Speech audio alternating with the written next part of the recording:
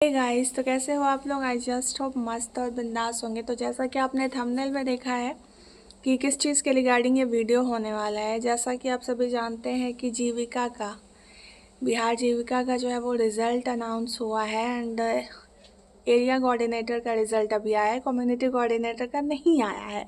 And ये जो दोनों पोस्ट थे ना, एरिया और कम्युनिटी, इन दोनों में सबसे ज़्यादा कंपटीशन था, सबसे ज़्यादा लोग, क्योंकि इसमें जो भी एलिजिबिलिटी था ना वो मैक्सिमम लोग फुलफ़िल कर रहे थे। दैट्स वाई इसमें कंपटीशन बहुत ज़्यादा था एंड मैंने भी यही दोनों का फॉर्म डाला था।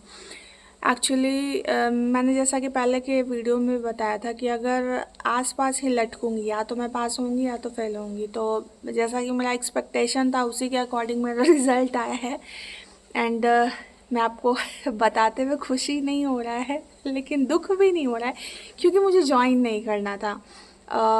5 नंबर से मैं रही हूँ और ये जो 5 नंबर है ना वो कहाँ गया है वो मुझे पता चल रहा है, क्योंकि जो भी ऑफिशियल क्वेश्चन थे ना जीविका के रिलेटेड, जो भी चीज़ें थी ऑफिशियल, जो भी क्वेश्चन मैं कह सकती हूँ उसको, काफ़ी बड़े बड़े शब्द, मतलब उस तरह की चीज़ें थी जो कि मुझे नहीं समझ में आ रहा था। एंड मुझे लगता है कि कहीं ना कहीं जो मेरा रिज़ल्ट इफ़ेक्ट हुआ है वो उसी 4-5 नंबर की वजह से हुआ है। एंड चूँकि ये एरिया कोऑर्डिनेटर का था and I am just waiting for community coordinator, but चूँकि उसमें भी कंपटीशन बहुत हाई है एंड उसका भी कट ऑफ बहुत हाई जाने वाला है, मुझे पता है ये चीज़, एंड उसमें भी मेरा नहीं होगा, लेकिन कोशिश करते रहना है। एंड मुझे 1% भी दुख नहीं हो रहा है, क्योंकि मैंने ये सोच लिया था कि मुझे जीविका में नहीं करना है ज्वाइन, क्योंकि भाई पापा मना कर रहे थे एंड मुझे भी थोड़ा लग रहा था कि इसमें जाने के बाद क्या होगा कि मेरा स्टडी जो है वो नहीं हो पाएगा, कहीं ना कहीं हैम्पर होगा, क्योंकि जब आप किसी जॉब में चले जाते हो तो फिर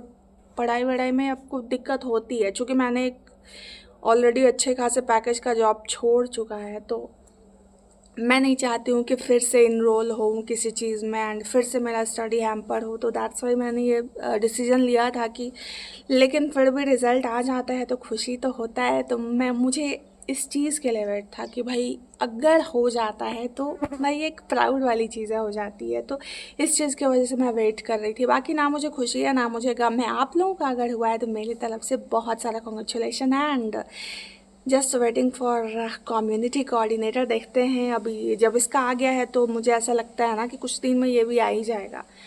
बाकी जैसा कि मैंने पहले की वीडियो में बोला था, मेरा नेट क्वालिफाई हुआ है, तो एडमिशन के लिए 1-2 यूनिवर्सिटी में ओपनिंग आई है, मैंने अप्लाई किया है, लेकिन रिसर्च प्रपोजल एक्चुअली मुझे कुछ समझ ही नहीं आ रहा कि कैसे बनाना है, क्या चीज़ें हैं, किससे हेल्प लूँ। एक्चुअली होता क्या है ना कि जो लोग ऑलरेडी इनरोल होते हैं पीएचडी में, मुझे नहीं समझ में आता है कि इन लोग अपनी हेल्प क्यों नहीं करना चाहते हैं। मुझे नहीं समझ में आता है कि इन लोगों को ऐसा क्या हो जाता है अंदर जाने के बाद कि लोगों को बताना नहीं चाहते हैं, या फिर उन्हें ऐसा लगता है कि कंपटीशन, पता नहीं क्या सोच करके ये लोग हेल्प नहीं करना चाहते हैं। जो भी ऐसा करना है ना तो खुद ही से आपको करना होगा, सब कुछ खुद से करना होगा भाई। इतना तो मेंटली आप प्रिपेयर रहो कि अगर आपको कहीं एडमिशन लेना है तो रिसर्च प्रपोजल से लेकर के इंटरव्यू से लेकर के everything you have to manage, okay.